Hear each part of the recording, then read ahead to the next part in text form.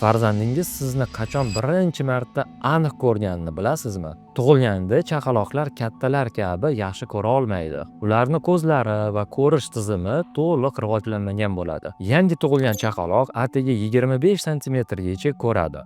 Ya'ni faqatgina yonidagi onasining yuzini ko'ra oladi. Ko'rish qobiliyati sekin-sekin rivojlanib boradi.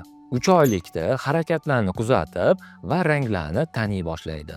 5 oylikda atrofdagi narsalarni hajman yaxshi ko'rishni boshlaydi va yuzlarni taniydi. 8 oylikda bola atrofdagi narsalarni yaqinroq yoki uzoqroq ekanligini aniq ko'ra boshlaydi. Bola ko'rishi hali to'liq rivojlanmaganligi uchun va yotish pozitsiyasini o'zi o'zgartira olmagani uchun u ko'proq bir xil pozitsiyada yotadi va ko'pincha bitta tarafga qarab uxlaydi. Bu vaziyatda ota-onalar e'tibor bermasa, bosh doim bir tomonga bosim oladi va bolani boshi yassi yoki qiyshiq bo'lib qoladi. Bunaqa vaziyatlarda vaqt yo'qotmasdan mutaxassislarga o'z vaqtida murojaat qilish kerak. Agar sizni farzandingizda bosh shaklida o'zgarishlar kuzatilgan bo'lsa, Neocenter klinikamizga murojaat qiling.